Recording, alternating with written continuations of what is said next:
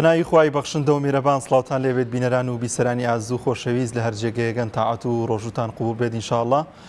بەرەکەتی ڕەمەزان برژێت بەسەر ماڵ و منداڵی هەموو لایەکمانە ئینشاءڵڵا. ئازان خۆشەویستان ئەم شەویش کۆمەڵێک بڕگە و بابەت و زانیاریمان بۆ ئامادەکردن دەخوازین کە بینەرمان بۆی کە سوودمە بن لە تەواوی بڕگە و بابەتەکانی ئەم شەومان. ئازان لا تەوریەکەمی ئەم شەوماندا باز لە هاوسەنگی لە ئەرکەکانمان دەکەین لە ژیانی ڕۆژانەماندا، بزانین چۆن هاوسەنگی دروست دەبێت، بزانین ئەو ئەرکانی کە لە ژیانی ڕۆژانەماندا ئەنجامی دەدەین چۆن بە هاوسەنگی بەڕێ بکەین، بە تایبەتی لە مانگی پیرۆزی ڕەمەزاندا لەوانەیە زۆرێک لە هاوڵاتیان سەرقاڵی ئیش و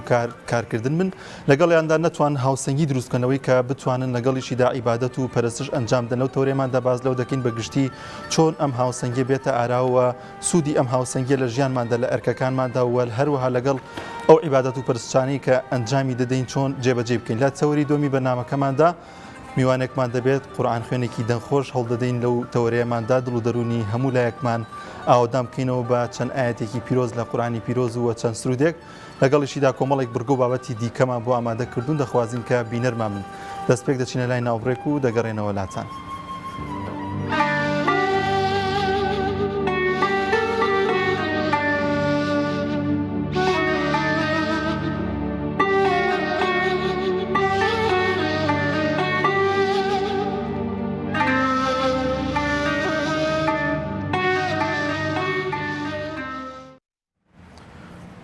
ئازان و خۆشەویستان لە تەوری یەکەمی بەرنامەکەماندا باز لە هاوسەنگی کار دەکەی لە ژیانی ڕۆژانەماندا بە تایبەتی لە مانگی پیرۆزی ڕەمەزاندا. وەک پێشتر ئاماژەم پێکرد زۆرێک لە موسڵمانان لەم مانگە تا زیاتر هیلاک دەبن بۆی کە پەرستشی زیاتر ئەنجام دەدەن، شەوانە بە تەراویح و ڕۆژانە بە برسێتی و ماندووبوون بە بڕۆژووبوون و لەگەڵیشیدا لەوانەیەک زۆرێک لەم کەسانە لە ئیشکردن و لە کارکردن دابین چۆن ئەم هاوسەنگی بپارێزین. لەوانەیە زۆرێک بڵێن من ناتوانم عیبادەت ئەنجام بدەم تەن لەبەرەوەی کە کار و کەسابەتم هەیەیان بە پێچوانەوە کەسانێکی دیکە بڵێن عیبادەتەکە ئەنجام دەدەم واز لە کار و پیشەکەم دێنن. بەڵام دەکرێت ئایا ئەم هاوسەنگی لە نێوان ئەم جۆرە بابەتانەدا بێتە ئاراوە گفتوگۆ دەکەین لەو بارە لەگەڵ میوانەکەمان بەڕێز مامۆستا کامەران فەتاح ڕاهێنەری گەشەپێدانی مرۆی مامۆستایان زۆر بەخێر بێن. سپاس بۆم دەرفەتە. بەڕێزی دەستان خۆش بێ. سەلامت مامۆستایان. ئەگەر سەرەتا باز لەو بکەین مەبەست چییە لە هاوسەنگی لە ئەرکدا؟ بەناوی خۆی گەورە سپاسانەکەم، دەستان خۆش بێ، خۆی گەورە تاعات و عیبادەتی هەموو لای قبوڵ کات. ئەم مانگی پیرۆزی ڕەمەزانەش کاتە مای خێر بۆ مسڵمانان.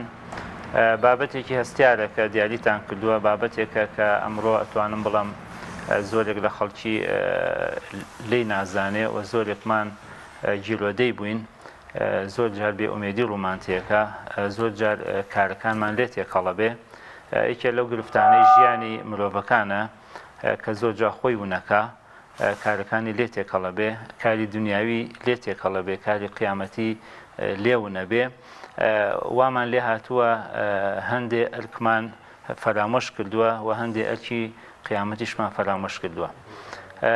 ئەم بابەتەی کە لە مانگی پیرۆزی ڕەمەزانە دیاریتان کردووە، بابەتی هاوسەنگی، بابەتێکە وا ئەتوانین پێناسی بکەین بەوەی کە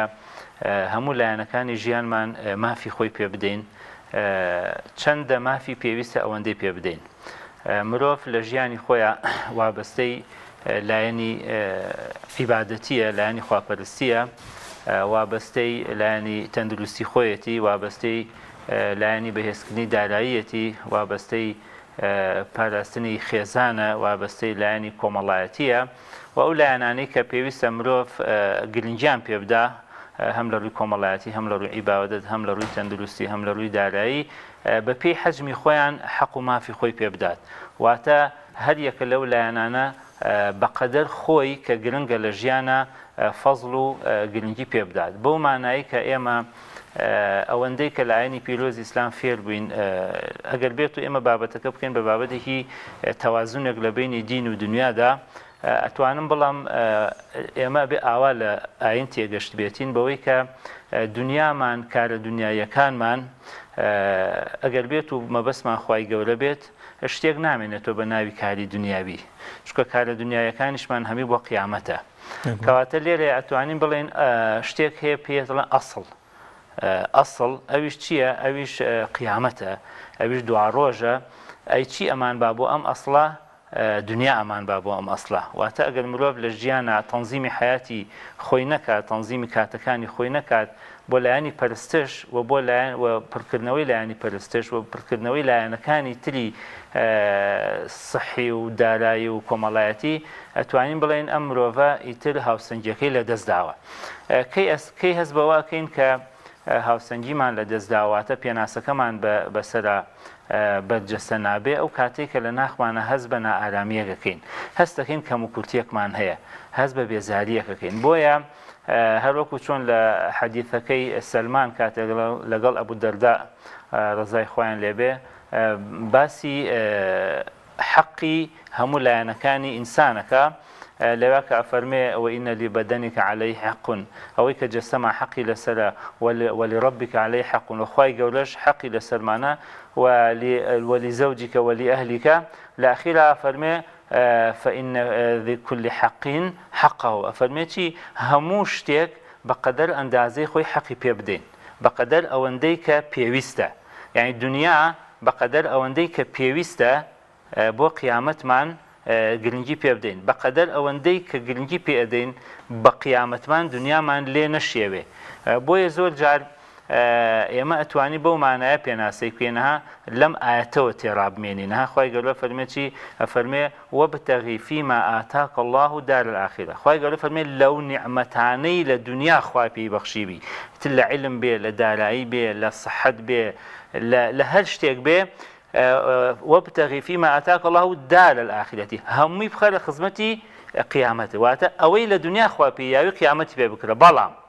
بلام ولا تنسى نصيبك من الدنيا لهمان كاتيشا ئەوەی کە خوا پێی بەخشیبی بۆ قیامەتی پێ بەدەست ئەهێنی لە هەمان کاتیشا بەشی خۆشتی لە دنیا لە بیر نەچێ کاتە ئەسڵەکە چییە؟ ئەسڵەکەوەیە کە مرۆڤ ئەم دنیای مەمەڕێکە ڕێڕەوێکە شتێکی هەتاهەتایی نییە بەڵام لەم دنیاشا کە هەتاهەتایی نییە پێویستە ئێمە هەوڵ بین بۆ ئەسڵەکە پیغمبر فرموشی اللهم لا تجعل الدنيا أكبر همنا نابێت دنیا بێتە هەمی سەرەکیمان ئەی کێ بێتە هەمی سەرەکیمان قیامەت بێتە هەمی سەرەکیمان ئەگەر قیامەت بوویە هەمی سەرەکیمان کەواتەوە تموحێکی گەورەیە ئەی دنیا چییە؟ دنیاش تموحە بۆ کوێیە؟ هەم بۆ دنیا خۆیەتی و بۆ هەم بۆ کوێشە هەم بۆ قیامەتیشە کەواتە ئەم هاوسەنگیە ئەمەیە کە تۆ هەموو لایەنەکانی ژیان بەپێی سروشتی خۆی بەپێی حەجمی خۆی مافی پێ بدەیت. زۆر باش مامۆستا بۆ هاتنە بەرقەراربوونی هاوسەنگی لە ژیانماندا لە ئەرکەکانماندا پلان تا چەند گرنگە بەگشتی ئەگەر باز لە کاروباری ڕۆژانی ژیانمان بکەمەوە بە تایبەتی لە مانگی پیرۆزی ڕەمەزاندا ئایا ئەرکەکانمان جیاوازی بەسەردا دێت هاوسەنگیەکە تێک دەچێت و ئایا چۆن دەکرێت پلانێکی جوان و تۆکمەمان هەبێت بۆی کە ئەو هاوسەنگی بپارێزی؟ خۆی گرنگترین شت لە ژیانی مرۆڤە لە هەر کاتێکا بێ لە ڕەمەزان بێ یا غێری ڕەمەزان بێ لە کاتی مەشغەڵەتا بێ یا غێری مەشغەڵەتا بێ ئەگەر بتوانێت تەنزیمی حیاتی خۆی بکە ئەتوانێ چێژ لە هەموو ساتەکان و سوود لە هەموو ساتەکانیش وەربگرێ سوود لە هەموو ساتەکانیش وەربگرێ یعنی چۆن ئێمە بتوانین تەنزیمی حیاتمان بکەین یعنی ئەو کاتانەی کە لە مانگی پیرۆزی ڕەمەزانە لە شەوە ئەو کاتانەی کە لە ڕۆژانی کەیە خەوتوین لە مانگی پیرۆزی ڕەمەزانە سەعاتێک پێش نوێژی بەیانی هەستاوین کاتە ئەمە لێرەیە تواناشمان هەیە یعنی خوای گەورە کاتێک کە فەرمانێکی بەسەر مرۆڤەکانە داوە توانامان هەیە بۆ چکە خوای گەورە فەرمانێکی ئەرکێکی بەسەر مرۆڤدا بێ خوای گەورە ئەو مرۆڤەی وا دروست کردووە ئەتوانێت فەرمانە جێبەجێ بکە ئەی ئەوەی چییە کە جێبەجێ ناکە ئەو مرۆڤەکە خۆیەتی تەمەڵیەکە بۆیە سەیرەکەین ئەگەر کەسێک هەر نمونەی قوتابێک بهێنینەوە دوو مانگ دەرسە خوێنێ هیچ هەوڵێک نادا بەڵام شەوی تاقیکردنەوە هەوڵی ئەو دوو مانگە لەو شەوەیە بەرجەستەکە توانێت نمرەیەکیش بێنێ بۆیە مرۆڤ کە خوای گەورە دروستی کردووە بەس بتوانێت تەنزیمی حیاتی بکە یعنی تموحێکی هەبێ تموحێکی بەم مانگی پیرۆزی ڕەمەزانە هەبێ بە نمونە کەسێکە خۆی بە تاوانبار ئەزانێ تموحێ هەبێ لەم مانگی پیرۆزی ڕەمەزانەیە خوای گەورە لێی خۆش بێ واتە ئەم مانگی پیرۆزی ڕەمەزانە بکاتە دەرفەتێ خوا لێی خۆش بێ ئەتوانێت حیاتی بۆ تەنزیم بکە ئەتوانێت کاتەکانی بۆ قورئان خوێندن دانێ ئەتوانێت کاتەکانی بۆ ماڵ و مناڵی دانێ ئەتوانێت کاتەکانیشی بۆ سەردان دانێ ئەتوانێت کاتەکانیشی بۆ شەو نوێژ دانێ مرۆڤ ئەتوانێت زۆر شت بکە یعنی سیرەکەی لە غێری مانگی پیرۆزی ڕەمەزانە نوێژی ئیشا زۆر قورسە بەلای ئیماندارانەوە کە بچن بۆ نوێژ هەرچەندەمە لە ئەساسا لەسەر منافقین ئەبێ قورس بێ نەک لەسەر ئیمانداران بەڵام سیرەکەی لە مانگی پیرۆزی ڕەمەزانە هەر ناخمان ناهێڵێ لە ماڵە دانیشین بۆ چکە تموحێکمان هەیە بەو تەرایحە بەو نوێژانە خوا لێمان خۆی چوە قەرارمان داوە ها تەنزیمی حیات قەرارمان داوە ئەم مانگە بکەینە مانگێکی لێبوردەیی خوا لێمان خۆش بێ بۆیە بەڕاستی مرۆڤ توانای لەوەش زیاتری هەیە بۆیە سەیرەکەی نمونەی ژیانی سەحابە بێنینەوە کاتێک کە ئەو سێ سەحابەی هاتنە لای عایشەی دایکی ئیمانداران پرسیاری حیاتی پێغەمبەر صلی الله علیه و سلم لێ کرد کاتێک کە باسی ئەوەی بۆ کردن پێغەمبەر صلی الله علیه و سلم چی ئەکا و چی ناکا یەکێکیان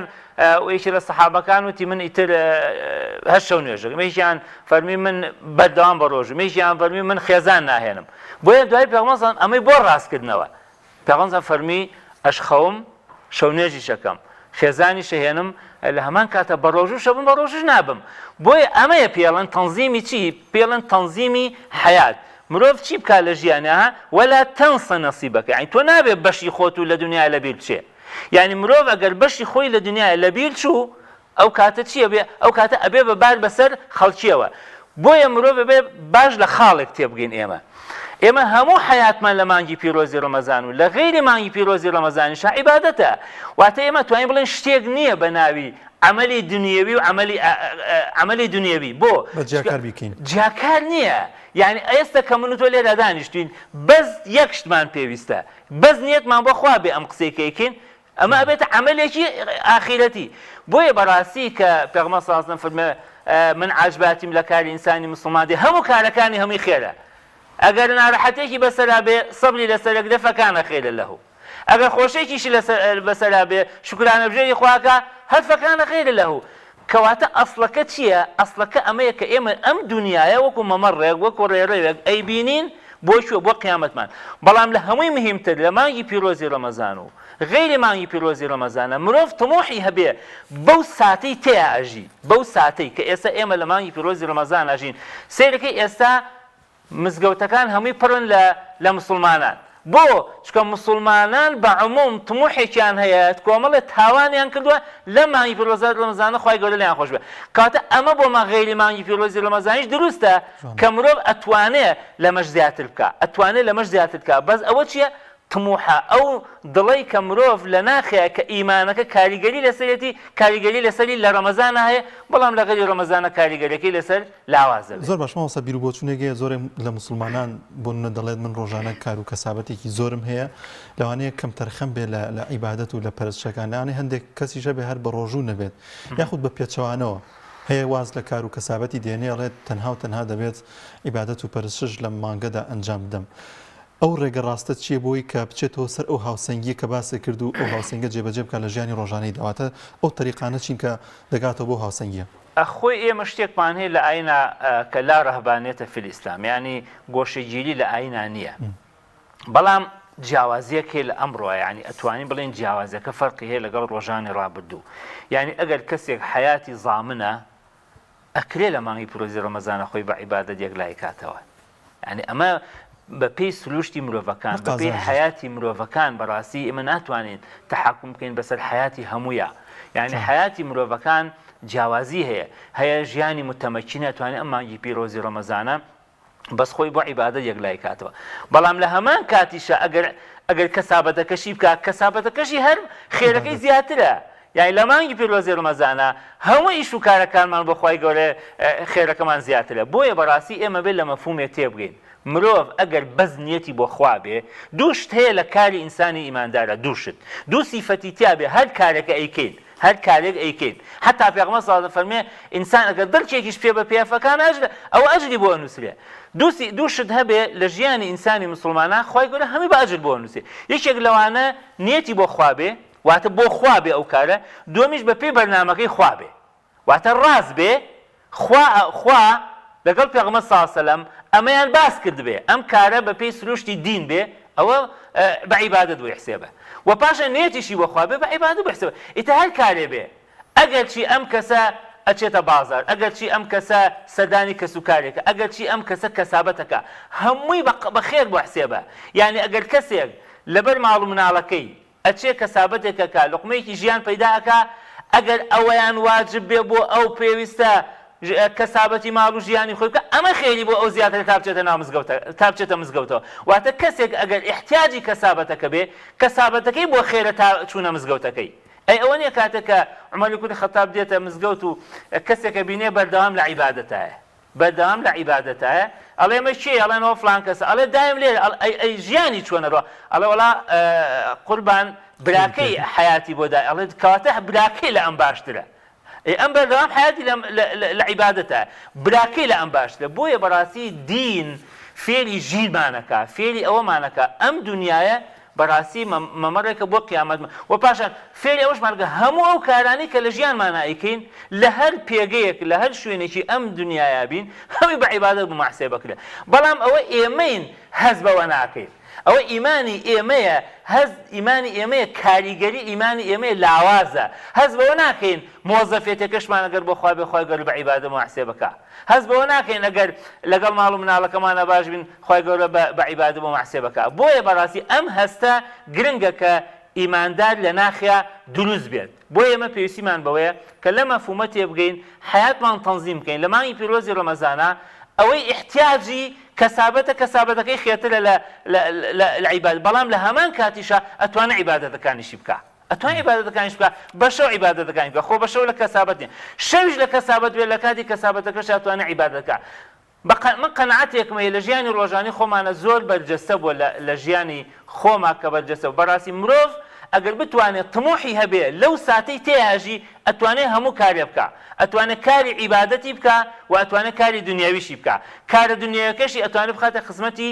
قیامەتی بەڵام ئێمە یەک کێشەمان هەیە یعنی ئێمە خۆمان داوەتە دەست قەدەر خۆمان داوەتە دەست قەدەر واتە ئێمە بەس لە طموحاتە ئاژین حەسەنی بەسری فەرمێکی لەیسە الئیمان بالتەمەنی ولا بالتەحەلی ئەفەرمێ ئیمان بە تەمەناکردن نییە بۆ خۆرازانە ئەومانە نییە بەڵکو شتێکە چێتە ناودڵ و عەمەلی پێەکەی بۆیە بەڕاستی ئێمە زۆرێک لە شتەکان هەر لە طموحایە خەڵکێک پێ حەزەکەم وەکو فڵان کەس قورئان خوێندم چێ دەستی لێگرتووی قورئان خوێندنەبی حەزەکەم وەکو مامۆستا فڵان و تالی جوان بم چێ دەستی لێگرتووی حەزەکەم وەکو فڵان کەس عیبادەت بکەم حەزەکەم وەکو سەحابە بم چێ ڕێی لێگرتووی ئیشەکەت ڕێی لێ نەگرتووی هیچ شتێ ڕێگر نییە ئەگەر مرۆڤ طموحی هەبێ مرۆڤ طموحی هەبێ هیممەتی هەبێ خوای گەورە هەموو کارێکی بۆ ئاسانەکە بەڵام طموحی هەبێ هیممەتی هەبێ لەو ساتەی کە تێئەژی هەستکا کە بەڕاستی ئەم ساتە بۆ ئامانجەکە چۆن مانگی پیرۆزی ڕەمەزان قەنەعەتمان وایە خوا لێمان خۆشە بێ قەنەعەتمان وایە خوای گەورە بە بۆنەی مانگی پیرۆزی ڕەمەزانەوە ئەمان باتە باشتۆ هەموو کارەکانمان ئەجری زیاترە ئەم قەنەعەتە لە غەیری ڕەمەزانیشە هەما بێ هەر کارەکەمان بەڕاستی بە هەمان شێوەکەین بۆیە هیچ جیاوازیەک نییە لە نێوان ژیانی سەحابە و ژیانی ئێمە تەنها کاتەکانمان جیاوازە تەنها ئەوەندەمان جیاوازە کە ئیمانەکەی ئێمە کەمتر کاریگەری لەسەر حیاتمان ئەکا بۆیە بەڕاستی مرۆڤ کەی ئەتوانێ سوود لە ساتەکانی ژیانی وەربگرێ ئەو ساتانەی کە هەم ئیمانەکەی لەگەڵ عەقڵی لەگەڵ جەستەیە متەوازین بێ بتوانێت ئاراستەی کە خۆی زۆر گرنگە مرۆڤ ئیمانی ئاراستەی کە ئیمانی بەلایەنە عاتفیەکەی نا ئیمانی بەلایەنە عەقڵیەکەی بەلایەنە عاتفیەکەی بەلایەنە جەستەیەکەی بەلایەنە ڕوحەکەی واتە هەموو پێکهاتەکانی مرۆڤ ئاراستەی کە یعنی زۆر جار ئێمە سیرەکەین ئەگەر کەسێک زۆر ئیماندار بێ لایەنی سۆزدارێتەکەی زاڵ بێ بەسەریا سیرەکەی زۆر جار لە ڕووی ئیماندارێتەکەیەوە عیبادەتەکانی زەرەری لێدا یعنی سیرەکەی کەسێک سۆزدارە متعاتیفە بە مەزهبێک بە شخصێک سێرگا شخصەکە جۆرێک لە عیبادەتەکە ئەم جۆرە لە عیبادەتە لەوشە لە دینیشانە بێ بە زەورەی سۆزی زاڵە بەسەریا پرسیار ناکە ناگەرێتەوە شارەزابێ بۆیە سێرەکەی ئەکەوێتە هەڵەوە بۆیە بەڕاستی کە خوای گەورە ئەم دینێ بۆ مرۆڤ نادووە تەنها بۆ سۆزی نەناردوین بەڵکو بۆ عەقڵمان بۆ جەستەمان بۆ لایەنی سۆزداریمان بۆیە ئەڵێ ئەو کەسانەی کە لایەنی سۆزداری زاڵە بەسەریانە هەمیشە ئەو کەسانە پەشیمانن لە ژیانیانە بۆیە سێرەکەی ئێستا زۆرێکمان هەیە جۆرێک لە عیبادەتمان کردووە ئێستا سیرەکەین بە عیبادەتانەمان هەڵێ وەڵا هەڵەیان پێکرد هەڵەیان پێکردین بۆ چکە خۆمان نەشین بەدوایە بۆیە ئێمە قەنەعەتمان وایە کە مانگی پیرۆزی ڕەمەزان دەرفەتێکە هەم بۆ دینمان هەم بۆ دنیاشمان و هەر ئیشێکی شوێن لە ژیانە خوای گەورە بە چەند قات ئەجر و قاداشمان بۆ ئەنووسێت ماوەسە لەم هاوسەنگی کە باسمان کرد چیمان دەست دەکەوێت وە ئەو قازانجانە چین کە بە هاتنارەی ئەو هاوسەنگی کە باسمان کرد چیمان دەست دەکەین چ قازانجێ دەکەین لە دنیا و لە دوا ڕۆژدا مرۆڤ ئەگەر هاوسەنگ بێ هەموو ئەو دەستکەوتانەی لە ژیانە هەمووی دەستەکەوێ یعنی مرۆڤ ئەگەر هاوسەنگ بێ ئەتوانێت قیامەت بە دنیا بکڕێ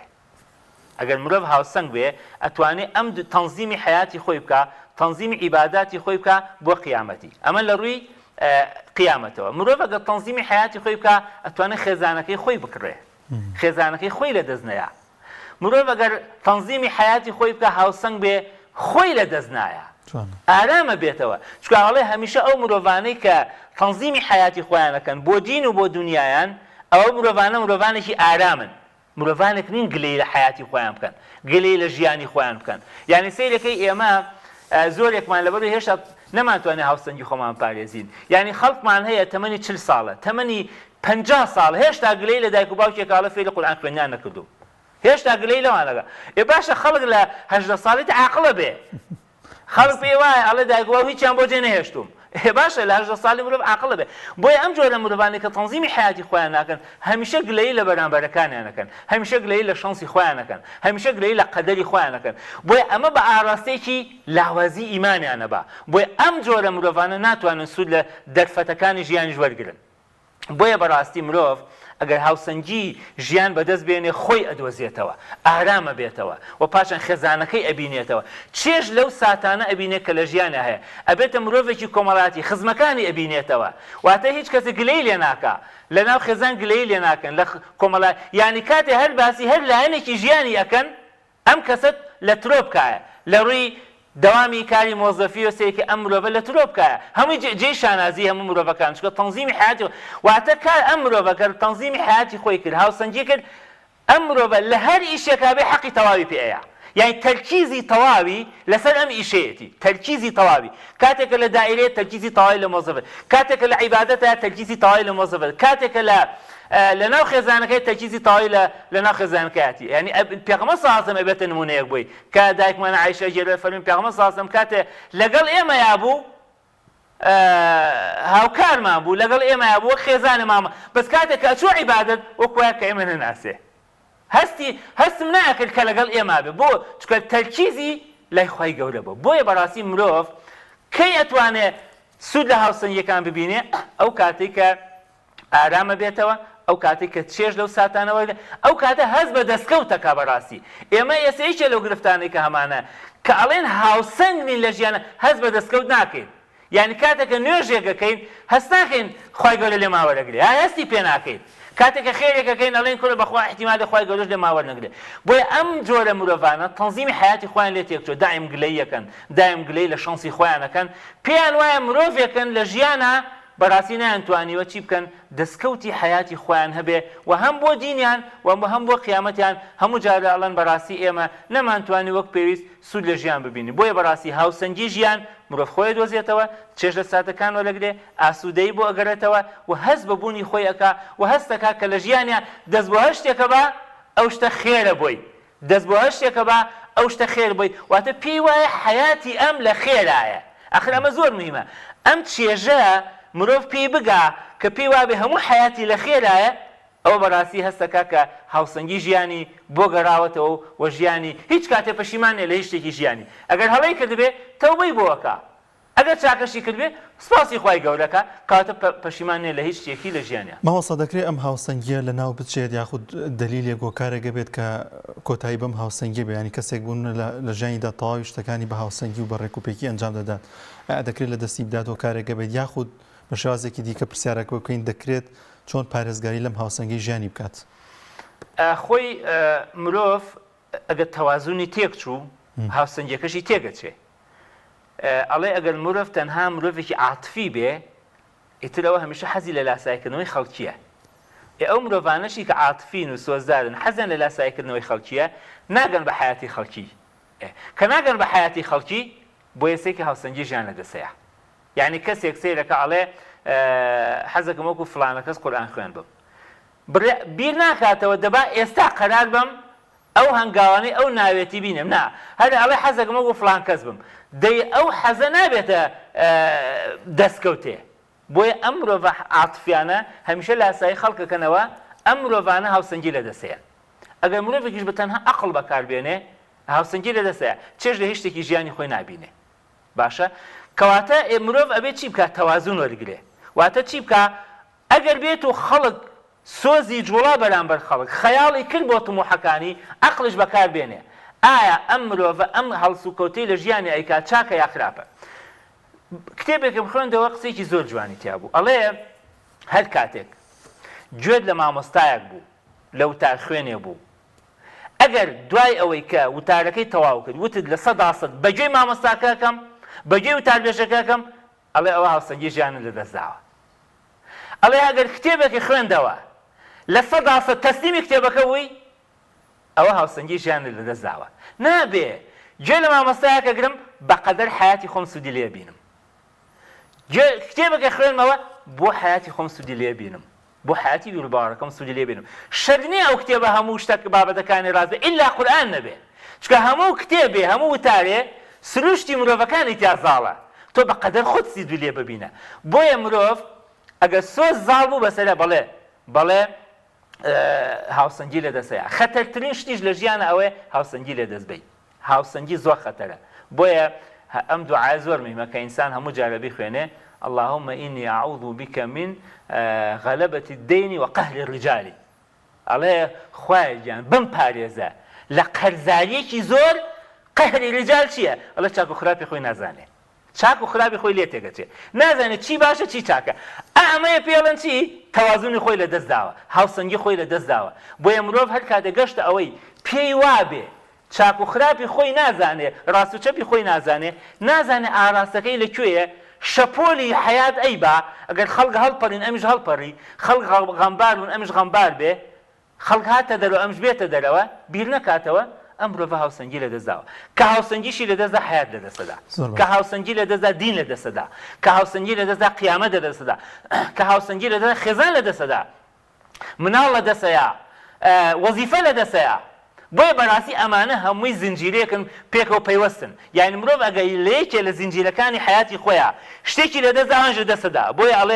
ئەڵێ ئافرەتێک وەزیفەکەی لە دەستدا بوو ئەڵێ کە وەزیفەکەی لە دەستدا پێی وا بۆ حیاتی دنیا کۆتایی هاتووە ئیتر کە هاتەوە وتی من وەزیفەکەم لە دەستداوە کەواتە من ئیتر پێویست ناکە بژیم ولدەوەدا تووشی کەئابە بوو تووشی ناڕەحەتی بوو تووشی بێزاری بوو ولدەوەدا ئەڵێ وای لێ هات تووشی خۆکوشتن بوو بەڕاستی بۆیە ئەم مرۆڤانە ئیمانش لە دەستەدەن بۆیە زۆر گرنگە کە ئێمە هەموو کاتە بڵێن اللهم لا تجعل الدنيا أكبر همنا دنیا ئەکبەر هەم نەبێ قیامەت ئەکبەر هەم بێ ئەوەی لە دنیایە هیچی ئەکبەر هەم نەبێ هەر کاتێ توانیمان دنیا ئەکبەر هەم نەبێ ئەتوانین تەوازونی حیاتمان زۆر باش مامۆستا دەرفەتمان زۆر کەمە دەکرێت ئەم مانگە پیرۆزە بقۆزینەوەی کە هاوسەنگی ژیانمان بەرقەرار بکەین بتوانین مانگەکانی دیکە لە ڕێگەی ئەم مانگەوە پلانێکی وادا بنین ئەو هاوسەنگی کە باسمان کرد کە چەندین سوودی بۆ دنیا و بۆ ژیانی ڕۆژانەمان هەیە و بۆ دنیا ئەو دنیاشمان هەیەی دەکرێت لە مانگەدا جێبەجێ بکەین و بەرەو هاوسەنگێکی باش بڕۆین لە ژیانماندا بەڵێ بەس ئەو کاتەی کە خۆمان نەبەستینەوە بە مانگی پیرۆزی ڕەمەزانەوە بەڵکو مانگی پیرۆزی ڕەمەزان بە دەرفەتێ بزانین بە دەرفەتێکی بزانین چونکە ئێمە زۆرێکمان مانگی پیرۆزی ڕەمەزان بە دەرفەت نابینین مانگی پیرۆزی ڕەمەزان بە خۆستنەوەی دەرفەتێک نابینین بەڵکو بە قەدەرێک ئەیبینی کە تێدێ واتە هەمومان زۆرێکمان لەو مانگە بە هاوسەنگ بین و تاو لەو مانگا ئێمە تاوانمان کردووە خوای گەورە لەو مانگە لێمان خۆش بێ نا ئێمە مانگی پیرۆزی ڕەمەزان بە دەرفەتێ بزانین بۆ نوێکردنەوەی حیاتی خۆمان بۆ نوێکردنەوەی حیاتی خۆمان ئەگەر مانگی پیرۆزی ڕەمەزان بە تموحە گەورەکە ببینین ئەوە سەرکەوتوو نابین بەس مانگی پیرۆزی ڕەمەزان بکەینە وەسیلەیەک بۆ تەنزیمی حیاتمان ئەتوانی دوای مانگی پیرۆزی ڕەمەزانیش لەسەر ئەم بەرنامەی ئێستا کە بیرکەینەوە بەڕاستی مرۆڤ توانای زۆرە چونکە خوای گەورە هەر شتێکی بەسەردا دابێتین بۆ ئەو شتەی دروست کردوین خوای گەورەش بۆ شتێکی دروست شتێکی پێدابین کار ئاسانی بۆ ئەو شتەمان بۆکە کە بۆی دروست کردوین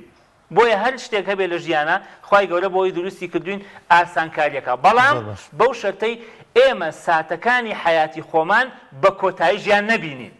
ساتەکانی حیاتی خۆمان بە کۆتایی ژیان نەبینین مانگی پیرۆزی ڕەمەزان بە کۆتا نەبینین دوای مانگی پیرۆزی ڕەمەزانش بە کۆتا نەبینین هەمووی بەچی ببینین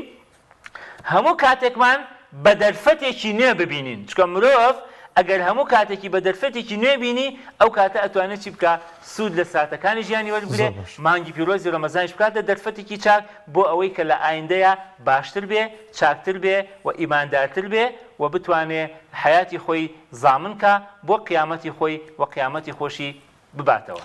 مامۆستا کامەران فەتاح ڕاهێنەری گەشە پێدانی مرۆیی زۆر سپاس دەکەین سپاس بۆم دەرفەتە خۆی گەورە پاداشتواتەوە مامۆستایان زەحمەتتان نادەشتیەوە خۆش بێ سپاسانە. بەڵازان خۆشەویستان دەچینە لای ناوبڕێک و دەگەڕێنەوە لاتە. تۆپ ئارت تاکە بریکاری تۆڕی میدیایی کۆمەڵ بۆ بەرهەمهێنان و بڵاوکردنەوەی ڕێکلام. دڵنیا بڵنینیە ئەو جبسەی وێنەی نییە کەرتامێکی بێخۆشە بۆ من بۆ ئەو بۆ تۆشە ئادەی پێم بڵێن چییە؟ جبسی نینی تامێکی لە یاد نەکراوە. سەردان مامکەن و بە چاوی خۆتان ببینن هەرزانی نرخ و کوالیتی بەرز لای ئێمە. ئێمە سپۆرت چێکین. ئەزانی سپۆرت چێک کوێیە؟ گەورەترین سەنتەری وەرزشیە لە کوردستان و عێراق. تەنها لە سپۆرت چێکە نرخی جوملە و زۆر کات لە خوار جوملەش پێشکەش بە کڕیارە ئازیزەکان دەکەین و کەمترین خێر وەردەکرین ئەمەش بۆ خزمەتی ئێوە. جوانی و شێکی و سەرنجڕاکێشی لە پۆشاکەکانی ئێمەدایە بێ هیچ دوودڵی و گومانێک لە کوالەتی کاڵەکانمان لەگەڵ ئازیزانت لە سپۆرت چێک بە کەمترین نرخ بازاڕی بکە. ناونیشان سلەیمانی شەقامی 6 مەتری نزیک بەرزە پردی کۆبانێ تەنیش ڕێستۆرانتی لۆڤان. سپۆرت چێک هەرزانی نرخ و کوالیتی بەرز.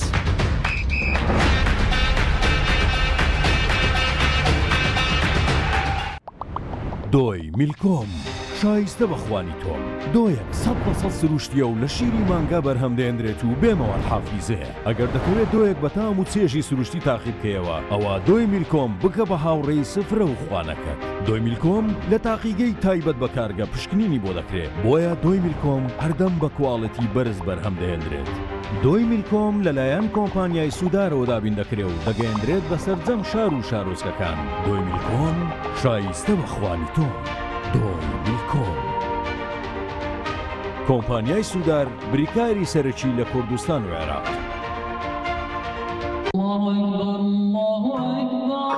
نوێژ ئەو ئەرکە ئاینیەی کە بنەما و کۆڵەکەی دینەکەمان هەمومان لە ڕەمەزاناندا بە خوشوع و تامەزرۆی زیاترەوە هەست بە تام و چێژ و ڕەحمەتەکەی دەکەین بە هیوای ئەوەی دوای ڕەمەزانیش و بێ پچڕان و بە ئیستیقامەوە بەردەوام بین لەسەری و ڕەمەزان بکەینە مانگی عادەتکردن بەم ئەرکە پڕڕەحمەتەوە. شیری ئاڵتونسا ڕەمەزانتان لێ پیرۆز دەکات. تۆپ ئارت تاکە بریکاری تۆڕی میدیایی کۆمەڵ بۆ بەرهەمهێنان و بڵاوکردنەوەی ڕێکلام.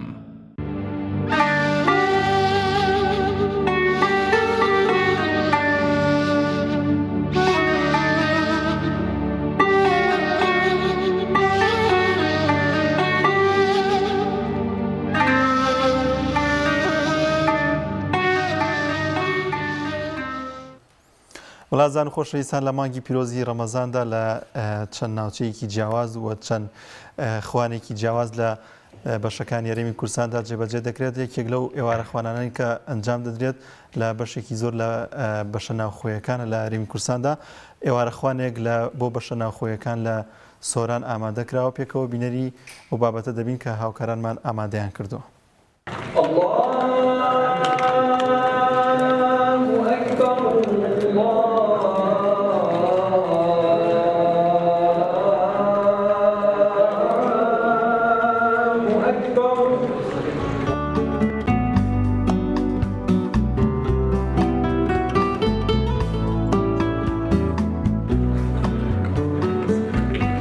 ئێمەکو ناوەندی سۆرانی ڕێکخراوی قوتابیانی کوردستان لە مانگی پیرۆزی ڕەمەزاندا هەڵساوین بە ئەنجامدانی ئێوارەخوانێک بۆ کۆمەڵێک لە قوتابیانی زانکۆی سۆران. ئامانزمان لەم ئیفتار سائیمە لەم ئێوارەخوانە ئەوەیە کە ئەوەی کە خوا پێداوان و خێرخوازان بە ئێمەیان گەیاندووە ئێمەش لە ڕێگەی ئەم ئێوارەخوانە داوەتی ئەم پەڕێزانەمان پێ کردووە. ڕاستەکەی ئەنجامدانی ئێوارەخوان لە مانجی پیرۆزی ڕەمەزان چونکە ئەم قوتابیە بەڕێزانە خەریکی خوێندن و دیراسەتی خۆیانن ئەنجامدانی وها کارێکیش بە پێویست و بە ئەرکەچ سەرشانی خۆمانەزانین و پێویستیشە لە قوتابیانی زانکۆ پەیمانگاکان بە تایبەت کە لە مانجی پیرۆزی ڕەمەزاندا لەوانەیە بە شێوەیەکی تەواو توانای ئامادەکردنی خواردنیان نەبێت. بەبوونەی هاتنی مانجی ڕەمەزانەوە ڕێکخراوی قوتابیانی کوردستان هەسا بە ئامادەکردنی خوانێکی بەربانگ بۆ قوتابیانی بە شەناخۆیەکان لە زانکۆی سۆران سپاس و دەستخۆشیمان هەیە بۆیان هیوادارم بەردەوام بن و سپاسیانەکەین. وەڵاهی ئەوە یارمەتیی جەری گەورەیە لە قوتابیان چکە ها قوتابیان خەریکی خوێندن و دەرس و دیراسات ئەوانە لە کاتینەتە ناو ئیمتحان و ڕاپۆرتۆشتانش ئامادەکردنی بەربانگ لە داخلیەکان قسە قورسە لە قوتابیانەوە یارمەتیش گەورە بوو لۆمە.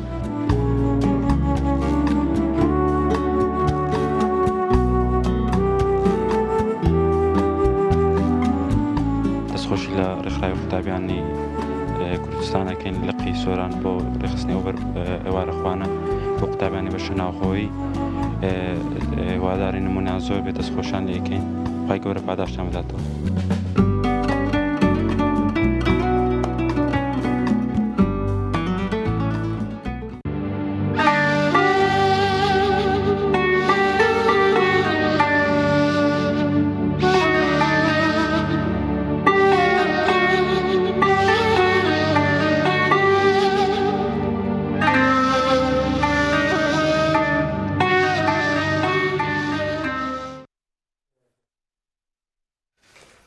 وڵات زان و خۆشەویستان لە تەوری دۆمی بەرنامەکەماندا هەڵدەدەین بە دڵ و دەرونێکی ئارامەوە گوێبیستی ئەم تەورەیەمان من کە ئینشاءڵڵەوە بپشتیوانی خۆی گەورە هەڵدەدەین دڵ و دەرونێکی ئارام پێشکەش بە ئێوەی ئازیز بکەن بە خوێندنەوەی چەند ئاەتێکی قورآنی پیرۆز لەلایەن قورآن خوێنێکی دەنخۆشەوە و بەگشتی لەم تەورەیەماندا باز لەو دەکەین چۆن ئارامی دەرونی بە مناجات و بابەتە ئاینیەکانەوە بە خوێندنەوەی قورآنی پیرۆز دێتە ئاراوە بە میوانداری هەر یەکە لە بەڕێزان مامۆستا محەممەد خەتات قورآن خوێن و خۆشنووس مامۆستای ناوەکەی نەنووسرا لای من مامۆستا گەرمیان یەخوا بەخێر بن سەرچاوەکان مامۆستا یا بەخێر بن خۆ دەستخۆشیتان لێکم سەرەتا بە ناوی خوددا داواکارین لە خوای گەورە نوێژ و ڕۆژ و عیبادەتی تەواوی ئەم مانگە لە تەواوی مسلمانانی جیهان بەگشتی مسلمانانی کوردستان بە تایبەت قبوڵ بکات و خوای گەورە بیکاتە مایەی لێخۆشبوون و لێخۆشبوون بۆ هەموو گوناهەکان و دەستخۆشی بۆ جەنابتان و بۆ ئەم دەرفەت و بەرنامەیە. یەخوا بەخێر بێت. مامۆستا محەممەد پێم خۆشە خۆت بناسێنی چەند ساڵە خەریکی خوێندنی مەقامات و ئاوازەکان. وەڵاهی من ناوی تەواوم محەممەد عەلی بابەشێک هەر ناسراوم بەم مەلا محەممەدی خەتات هەر سەرەتاوەکو حەز و خولیای هەموو شتێکە حەزت لێ بوو هەوڵی بۆ ئەدەیتوە تا پێی ئێگەی وەکو حەزم لە بواری ئاینی خوێندنی قورئان بە تایبەت و مناجات بەگشتی هەبووە و الحەمدولیلا یەکەم بە فەزلی خوا دوایەوە بە هاوکاری چەند مامۆستا و برای بەڕێزی وەک جەنابەت توانیمە پەرەی پێ بم و بگەم بەم ئاستە و ئینشاءڵڵا خوای گەورە تەمەن بە زیاتر پەرەی پێ ئەدەین و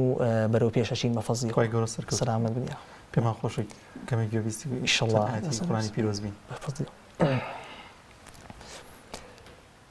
أعوذ بالله من الشيطان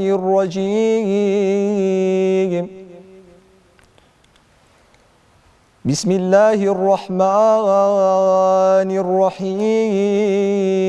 الرحيم ما كان محمد أبا أحد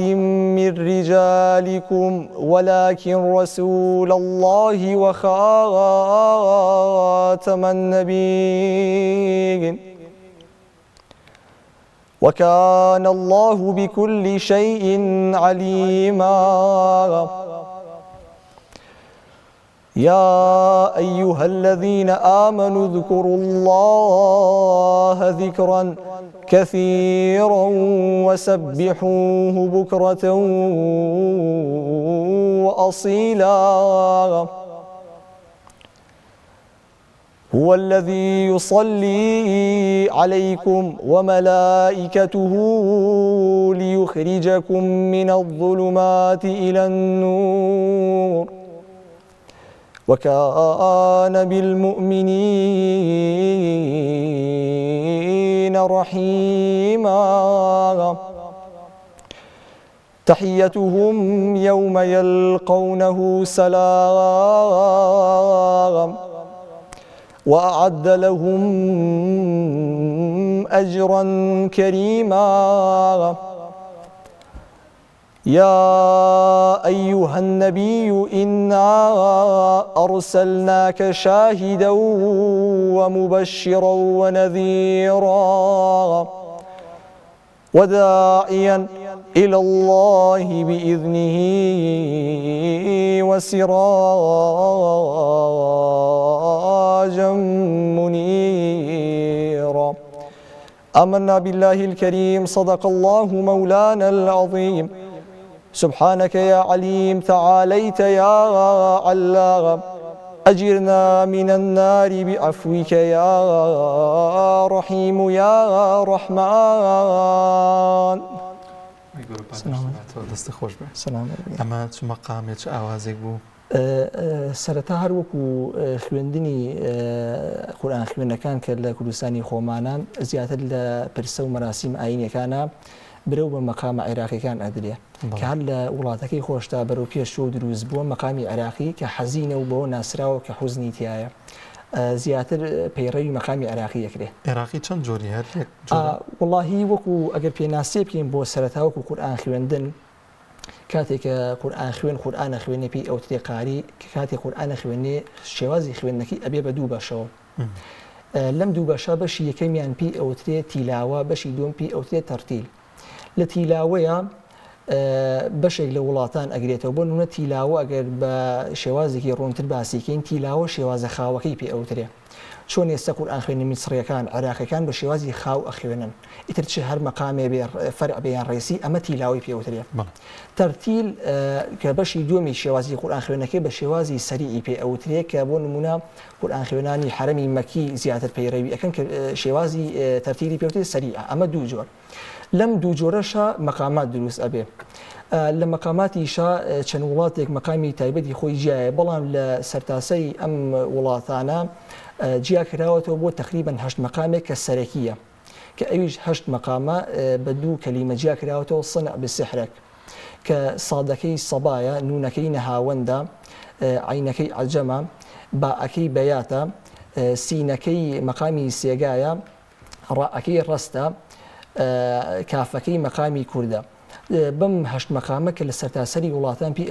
ئەخوێندرێ 8 مەقامی سەرەکی لەم 8 مەقامەش فەرعی لێ ئەبێتەوە کە یعنی ئەو فەرعانەی لێ ئەبێتەوە مەقامی عێراقیشی تایە کە حەزینە و بەڵام وەکو گشتی بە شێوەی گشتی 8 مەقامی سەرەکیمانەیە زۆر باشە خۆ زیاتر سەرسامی بە چ جۆرە مەقامێت وە پێت خۆشە زیاتر لە کام جۆرە مەقامەیانە پەرە بە توانەکان تو وەڵاهی وەکو لە سەرتاشە ئاماژەم پێکرد شێوازی خوێندنەکەی ئێمە کە زیاتر لە پرسە و مەراسیمە ئاینیەکان نایە زیاتر مەقامی عراقیە لێرە پرسیار دروسەبێ بۆچی لەبەرەوەی مەقامی عراقیەکە دیقەت بدەین لە چاو هەموو مەقامەکانی دنیاە حەزینە و حوزنی تایە پرسەش خۆتان ئەزانن مەقامی یعنی تۆ ئەو کە ئاوازە ئەخوێنی ئایا قورئانە یان مناجاتە یان هەر بابەتێکە لەو شێوازە ئەبێ حوزنی تیابێ لە مەقاماتیشە مەقامی حەزینمانەیە و فەڕەحمان هەیە مەقامە حەزینەکان کە من وەکو خۆم پێی سەرسام بێتم و زیاتر حەزی لێ بکەم مەقامی لامی هەیە فەرعی مەقامی نەهاوەندە کە حەزین بە حەزینترین و یعنی بە پلەی یەکەمدا ئەنرێ لە مەقامە حەزینەکانە و بە پێچەوانەوە مەقامی عەجەم هەیە کە لە یعنی مەراسیم و بەتایبەتر لە جەژنانە بەکار ئێنرێ کە مەقامێکە فەڕەحە یعنی بۆ خۆشی و شادی و مەراسیمە ینی خۆشی و شادیەکانە و بە پێچوانەوە مەقامی لامی هەیە کە دژی ئەوە لە ینی ماتەمینی و پرسە و یعنی ئەو بابەتانە بەکار ئێنێ کە دژی یەکە تۆ دڵخۆشێکەمان بۆ بخوێن سەرەتا ئەتوانم مەقامی حوزنەکەتان بۆ بخوێنم ئینشاء الله بە مەقامی لامی فەرعی مەقامی نەهاوەندە ئینشاء الله زۆر أعوذ بالله من الشيطان الشيطان الرجيم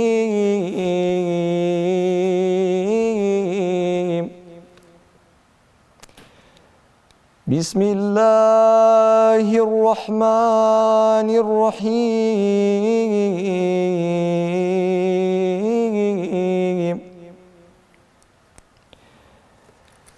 يا أيها الذين آمنوا استعينوا بالصبر والصلاة إن الله مع الصابرين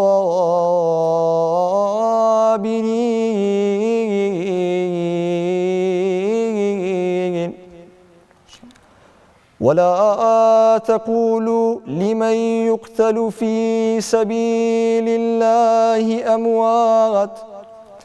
بل أحياء ولكن لا تشعرون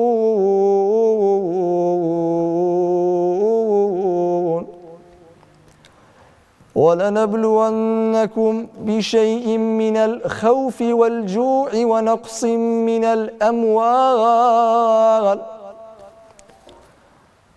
من الأموال والأنفس والثمرات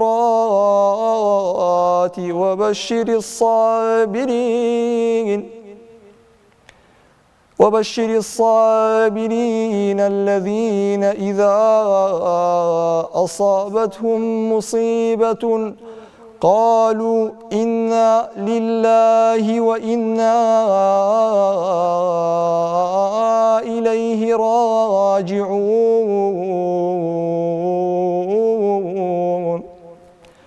أولئك عليهم صلوات من ربهم ورحمة وأولئك هم المهتدون آمنا بالله الكريم صدق الله مولانا العظيم زۆر باش دەستە خۆش بێ خۆی گەورە پاداش بێتەوە ئەگەر باز لە بابەتێکی دیکە بکەین پێما بێت بەڕێزیشتان هەر مناجات و بابەتی دیکەی ئاینی دەخوێنن باز لەو پەرە و توانای خۆت بکەی لەو بارەیەوە بەڵێ وەڵاهی سەرەتاوەکو هەر دەست پێ کە دەسم کردووە بە قورئان خوێندن و تەواوی هەموو قورئان خوێنان کە دەستیان پێ کردووە توانیویانە کە سەرەتا خۆیان ببینەوە بە هەوڵی خۆیان لە بواری مناجاتی شاکە ئەم دوو بابەتە یعنی ڕەبتی بەیەکەوە هەیە کە تۆ قورئانە خوێنی هەڵبەت لە هەموو کۆڕێک و مەجلیسێک و یعنی شوێنێکە کە تووشت ئەبێ هەڵبەت ئەگەر خۆت بدۆزیتەوە لە بواری مناجات و قەسیدەیە ئەویش یعنی تۆ هاوکارتە بێت لە بەرەو پێشبوونی ئیشەکانت و الحەمدوللا منیش بە فەزلی خوا چەندێک توانی بێتمان لە بواری مناجات و یعنی قەسیدەیە بتوانین هەوڵ بدەین و کە شوێندەستمان دیار بێ و الحەمدوللا بە فەزلی خوش تا ئێرە هێناومانە الحەمدوللا بەردەوام بین و لەوانەیە چەندێک بەردەوام بین ئێشتا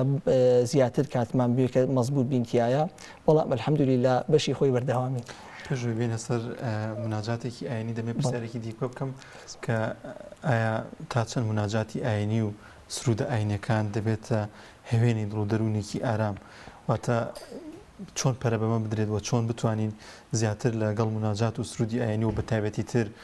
ئاوازەکانی قورئانی پیرۆز دڵودەروونمان ئارام بێتەوە زۆر ڕاستە وەڵاهی من بۆ ئەو پرسیاری بەڕێزت پرسیارێکی زۆر جوانە بە ئاەتێکی قورئانی کە خوای گەورە ئەفەرمێ أعوذ بالله من الشيطان الرجيم ألا بذكر الله تطمئن القلوب كلا أمش بيوندي بم برسيارة هيا كتو أفرمي كاتي ذكري من أكنيان جو أجرنيا أو تأخورتان إخوانن آرامي بدلو درون تانايا ألا بذكر الله تطمئن القلوب ويعني لباش قرآني بيروس كآرامية مناجات من هي يعني شتيكي روحية لباش قرآن كاتي كس كأيلة أو كسي كأيلة أتوانم بليم خوي زياتر لو لجوجر بيسر سامة به بلام جوجري يعني شيء تايبتي هي كاتي جوجري يعني شتيكي روحية و زوربي يعني زوريني كس شيء أبينه. وصل شو ما خوشة لقل كاك جرميان مناجاتي يعني ما فيش والله أجر بكرة قصيدة أخوانين مناجاتك إن شاء الله بفضل إخوة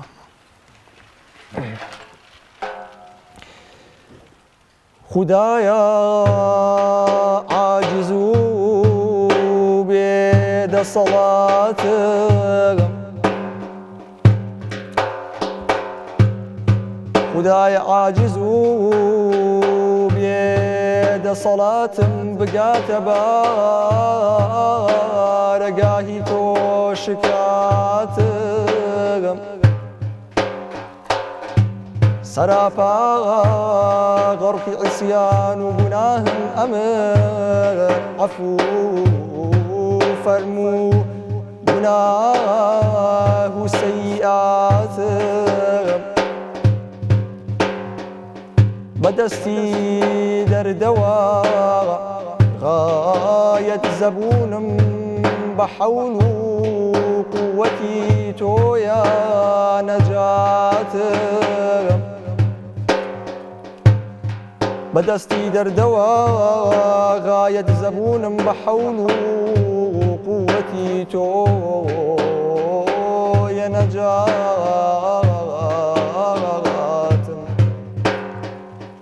ئەگەرچی دەردەکەی من بێدەوایە بەڵام لەلای تۆ سەهلە حەلی مشکیلاتم خەزێنەی ڕەحمەتی تۆ بێشومارە منیش میسکین و محتاجی سەدەقاتم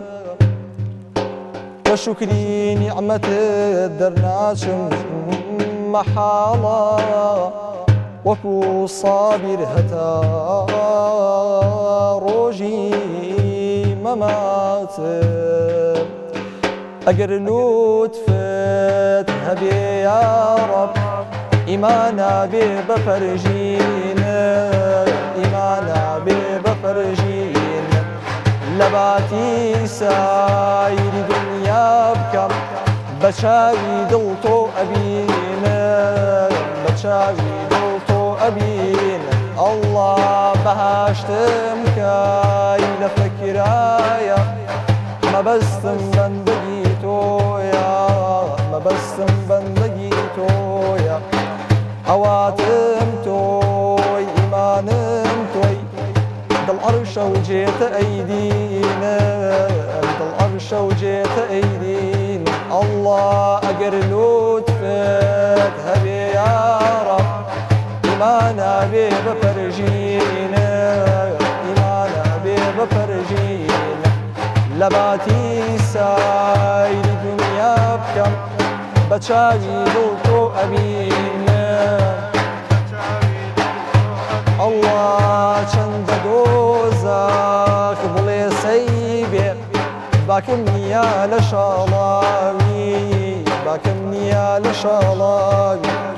بە عەشقی تۆ گەڕژا بێ بەسەر سینەمدا ئەسرینم بەسەر سینەمدا ئەسرینم ئەڵڵا ئەگەر لوتفت هەبێ یا ڕەب ئیمانە بێ بە فەرژینم ئیمانە بێ بە فەرژینم لە باتی سایری دنیا بکەم بە چاوی دڵ تۆ ئەبینم ئەڵڵا قەجیان شادی ویساڵت بێ لە شپەی ڕەوایە بۆ سووتە لە شپەی ڕەوایە بۆ سووتە بۆ نەیبڕم لە پێناودا دوو دەستی فێرە لەرزینە دەستی فێرە لەرزینە ئەڵڵا ئەگەر لوتفت هەبێ یا ڕەب ئیمانە بێ بە فەرژینم ئیمانە بێ بە فەرژینم لە باتی سایری دنیا بکەم بە چاوی دڵ تۆ ئەبینم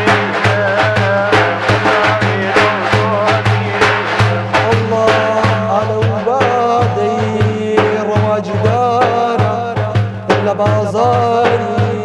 هوا خوانت لە بازاری هوا خوانت دەبا بێوە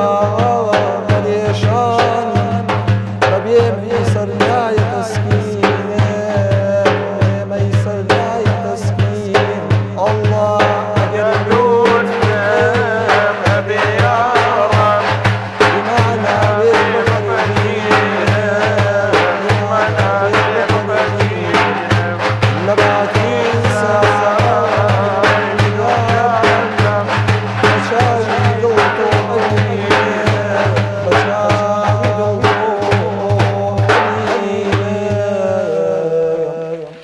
دەستان خۆش بێ و خێر بێنەوە.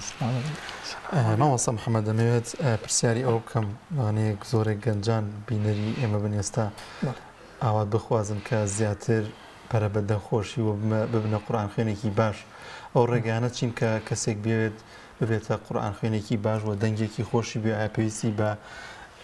تەمرینکردن لەسەر دەنگ و ئەو بابەتانە هەیە؟ زۆر ڕاستە وەڵاهی سەبارەت بە دەنگخۆشی کاتێ خی گەورە هەر کەسی خەلەکە دوور لە بەندەکانی ئەنی هیچ کەسێ ناتوانانی بڵێن سەوتی ناخۆشە بەڵام لە هەموو کارێکە پلە هەیە لەوانەیە جنابەت لە هەنێ ڕۆ لە من باشتر بی من لە هەنێ ڕۆ لە جنابەت باشتر مەسەڵ خۆشی جوایە لەوانەیە هەندێک کەسێ بە پلە سەوتی زیاتر خۆشتر بێ هەیە مام ناوەند بێ بەڵام هیچ کەسێ ئەتوان ناتوانین بڵین کە سەوتی ناخۆشە و نەگونجاوە بەڵام هەموو شتێکیش کە تۆ بەڕاهێنان و یعنی لەسەر ئەو شتێکی حەزت لێتی بەردەوامی زیاتر پەری پێدەی ڕایت و باشتر ئەبیتایە دەنگ خۆشیش ئێمە لە سەرەتادا چەند خەتووەیەکمانەیە پێش هەموو شتێک پێش دەنگخۆشی و مەقامات و ئەو ئاوازەی کە پێی ئەخوێنی ئایا قورئانە ئایا مناجاتە ئایا قەسیدەیە ئەپی پێش هەموو شتێک بە تایبەتر قورئانی پیرۆز تۆ ئێمە زانستی تەجویدمانەیە کە ئەبێ ئێمە کە زانستی تەجویدمانەیە لە هەمان کاتە مەقاماتیشمانەیە ئەبێ زانستی تەجوید لە پێش مەقامات بێ ئەبێ فەزدی زانستی تەجوید کە تەجویدی قورئانەکەی بە شێوازی وە خۆی ئەخوێنی فەزدی ئەو تەجویدە بێ بەسەر مەقاماتەکەیە نەوەک بە عەکسەوە مەقاماتەکەی فەزدی ئەو بێ بەسەر تەجویدەکە چونکە هەم قورئانەکە غەڵەت ئەبێ هەم ماناکەی تێک ئەچێ و نەگونجاوی شەو شەرعیش نییە سەبارەت بە سەوت خۆشیش هەموو شتێ ینی ڕاهاتنە لە چەند شوێنان ینی دەربارەی مەقامات ڕاهێنان هەیە ینی خول هەیە لە کوردستاندا پەیمانگایەک شوێنێکەیە کە کەسێک بوێت وەکو شوێنانی تر و وڵاتانی تر و یعنی بەگشتی زۆر پەری پێ نەدراوە بەڵام بەشی خۆی هەیە کەم تا زۆر هەیە بەڵام کە تۆ لە هەموو بارێکە پەیمانگا هەبوو ینی شوێن هەبوو کە فێرگە هەبوو بەڵام کە تۆ بەدڵ خۆت هەوڵ نەدیت و لەگەڵ یان نەڕی بە بەردەوامی بۆی بگەی بۆ ئامانجەی کە ئەتەوێ ناگەیتە ئامانشەنێ بەردەوامیش بی ڕاستە لە هەمان کاتە ئەگەر پەیمانگا هەبێ فێرگە هەبێت تۆ بشی ینی ئیسفادە بکەی لە چەند ڕوویەکەوە ینی بەڵام کە خۆت حەزت لەو بوارە نەبوو نتوانی یعنی بەدڵ هەوڵی بۆ بدەی خۆتی تیا نابینیتەوە بەڵام کە ئەگەر فێرگەش نەبێ ئێستا کەسی وا هەیە لە بواری ئاوازەکانە هیچ فێرگەی نەبینیوە نەچۆتە هیچ فێرگەیەکەش و لە هیچ شوێنێ بەڵام چکە بە سەماعی گوێی گرتووە قاری ئەکۆنەکان ئەگەر حەزی لە عێراقی بە یان مسریەکان هەر ئاوازێکە حەزی بە سەماعی گوێی کردووە زۆر لەو کەسە مەزبووترێکە لە فێرگەیە ئەکادیمی تریشە نمونەش هەیە جا ئەوە هەمووی ئەگەڕێتەوە بۆچی قەناعەت بوون کە خۆت حەز بکەی ئەو شتە یعنی تیاتە مۆجود بێت و هەوڵی بۆ توی کە مەزبوط بیتایە خۆ زیاتر بۆ چ قورئان خوێنێت وەڵاهی من وەکو خۆم کە ئەوەی زۆر پێی سەرسام و لە عێراقیە قورئان خوێنەکە شەهیدە مستەفا ڕەعەت ئەزاوی کە ینی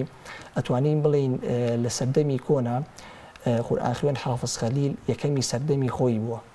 و تا ئێساش لەوانەیە لای هەنێک کەس یەکەم بێ بەڵام لەم سەردەما من ئەتوانم ئەگەر لە ژیاندا چکە تەمەنێکی کەمی هەبوو ئەگەر تەمەنی درێژ بواوی ینی بتوانای خزمەتی زیاتر بکە ئەتوانم بڵێن پێشی ئەویشی ئەدایەوە چکە بوو هەر لە تەمەنەی کەمە چەند قورئان خوێنی بەتواناکە ئێستا بەناوبانگن ئیسفادەیان لەو کردووە ینی لە سەردەمی خۆیان زۆر ینی تا ئێستاشی پێوە بێ ینی بەردەوام ڤیددیۆی لێ ئەدرێتەوە خەڵک ئیسفادە لە هەموو جۆرەکانی ئایا ئاوازە ئایا خوێندنی قورئانەکەیە ئیسفادەی لەکەن وەکو خۆم سەرسامی ئەوم بە زیادە سەردەمی ئێستا داوانێکماوە بەڵێ گوێ بۆ کامیان دەگری وەڵاهی لەم کۆتاییانە قورئان خوێن مولید ئیبراهیمە بوو ئەویش وەفاتی کرد تا کۆتایی سەرسامم بەدەنگی ئەو بەڵام بە دەرەجەی یەک قورئان خوێن مستەفا ڕەعەت ئەزاوی بوو بەڵام بەعام ئەو کەسانی کە عێراقی ئەخوێنن بەردەوام خەڵک حەزی لە دەنگیانە شکە بۆ حوزنی تایە ئەگەر دیقەت بین لە هەموو مقامەکانی دنیاشە ئێستا مقامی میسری ئەگەر بەراورد دیکەین لەگەڵ عێراقیە عێراقی حوزنێکی زۆری تایە بەڵام میسری لەوانەیە چێژێکی هەبێ بۆ ئەو کەسە بەڵام حوزنی تیان نییە ڕاستە طبقە هەیە کە بە سێ طبقە خوێنرێ طبقەی جواب و قەرار و جواب و جوابی جواب بەڵام وەکو عێراقی حوزنی تیان نییە ئەتر ئەکەوێتە سەر ئەو شەخصە ئایا بەچی خۆی قائیلە و حەزی لە چه مەقامێکە زۆر باشە کاک محەممەد زیاتر پێم خۆشە تەوەرەکەمان قورئان خوێندن و بابەتی سرود و ئەوانە بێت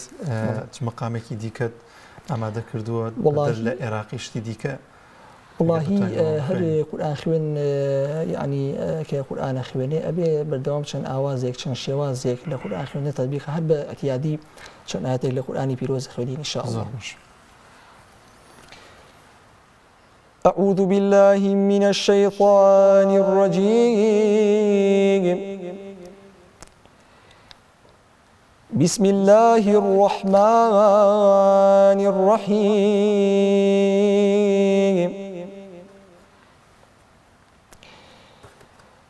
بسم الله الرحمن الرحيم وربطنا على قلوبهم إذ قاموا فقالوا ربنا رب السماوات والأرض لن ندعو من دونه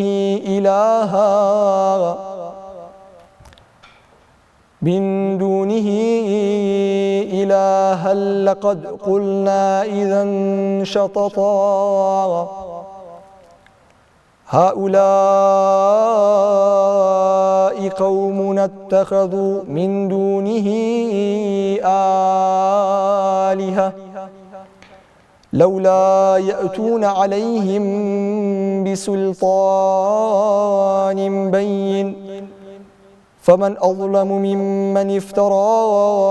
على الله كذبا وإذ اعتزلتموهم وما يعبدون إلا الله فأووا إلى الكهف ينشر لكم ربكم من رحمته ويهيئ لكم من أمركم مرفقا. لهلا باش ام ايتانش حزكم بمقامي الشطرائي بخويرنم كهر فرعي مقامي الصبايا ايش بشي خوي حزني تاعي ان شاء الله. اعوذ بالله من الشيطان الرجيم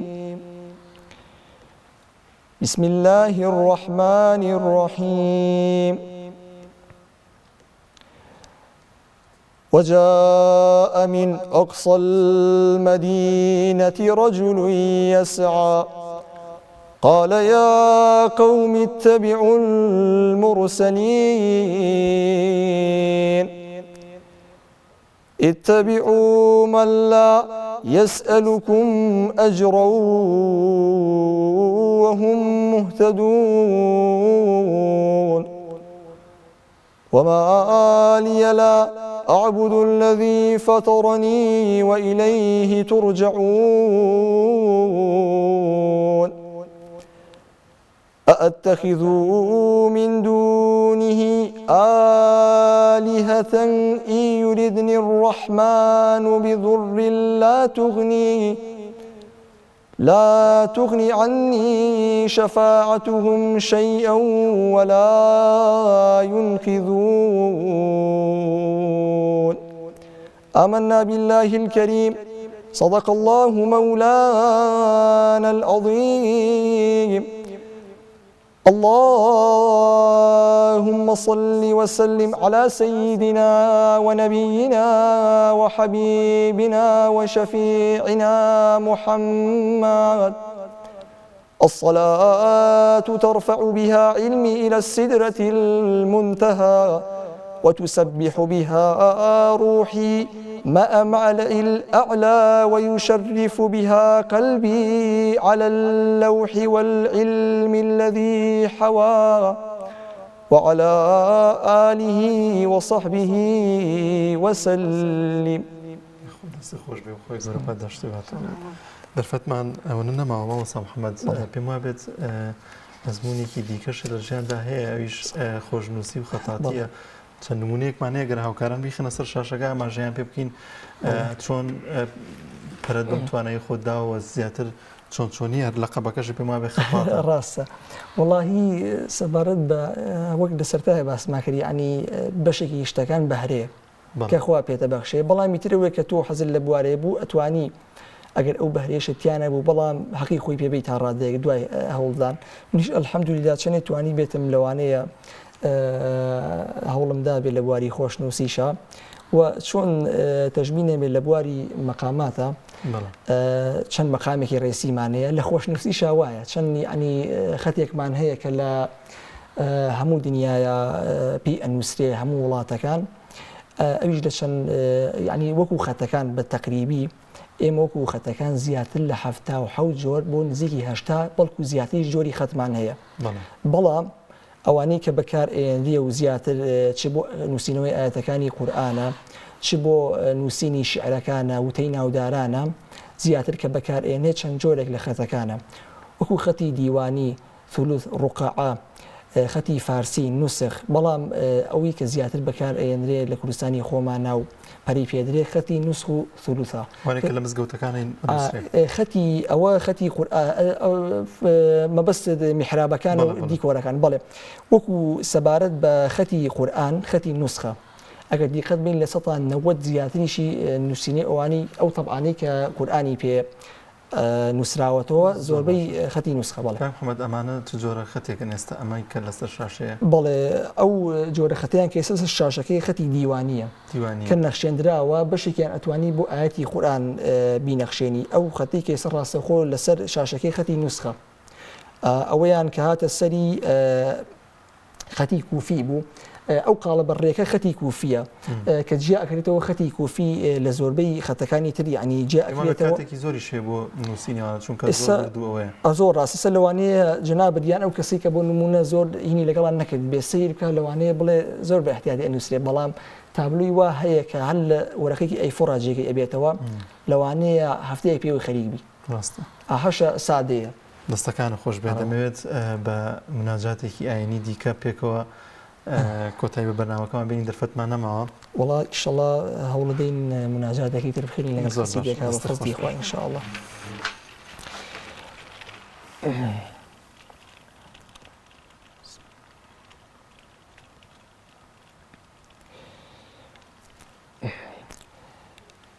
يا آل طه عليكم حملتي حسبات يا آل طه عليكم حملتي حسبات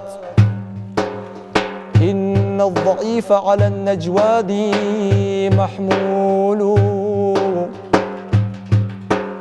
وجئتكم بانتصار نحو حيكم أرجو القبول فطولوا أنت مقبول وفتني حب طه سلم أخي وفتني حب طه سلم أغلي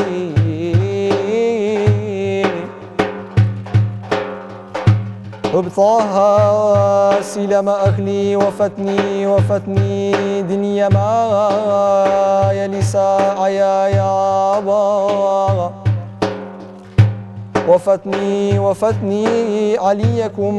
حملتي سارات يا آل طه اقبلوني لا ترد الروح لي ما انت مالك هب أول مختار ضحنا يا با هب أول مختار ضحنا يا با والسعية بن رشدك يا با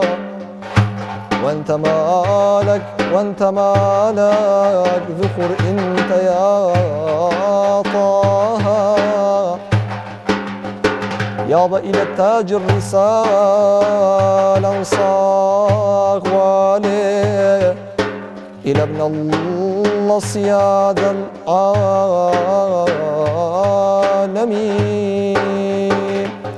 الله لا إله إلا الله مفتاح باب الجنة محمد رسول الله نرجو شفاعة منا الله لا إله إلا الله مفتاح باب الجنة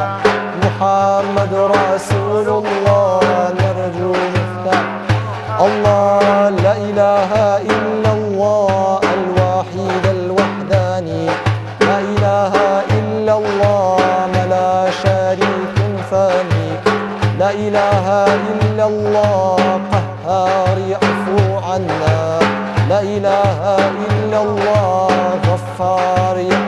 عنا الله لا إله إلا الله مفتاح باب الجنة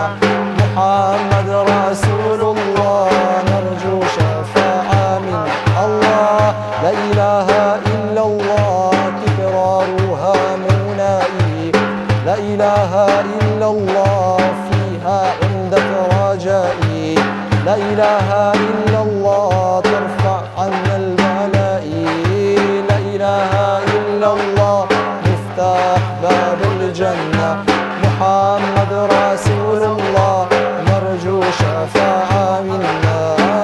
لا إله إلا الله مفتاح باب الجنة محمد رسول الله نرجو شفاعة منا لا إله إلا الله ربي للخلق راحم لا إله إلا الله بسم الإله دائم لا إله إلا الله غفار يعفو عنا لا إله إلا الله مفتاح باب الجنة محمد رسول الله نرجو شفاعة منا اللهم صل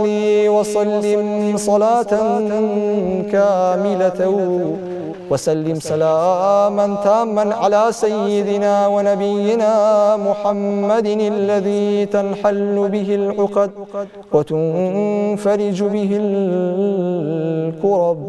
وعلى آله وصحبه وسلم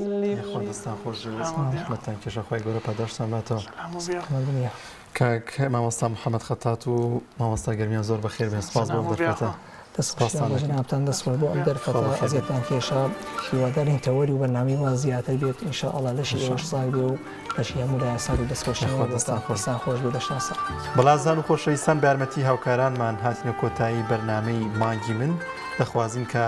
سوودمەند بوون لە تەواوی بڕگۆ بابەتەکانی ئەم شەومان وە دڵ و دەرونێکی ئارام و ئاسوودەتان هەبێت تا بەرنامەیەکی دیکە بەخواتان دەستپێری خواتان لەگەڵ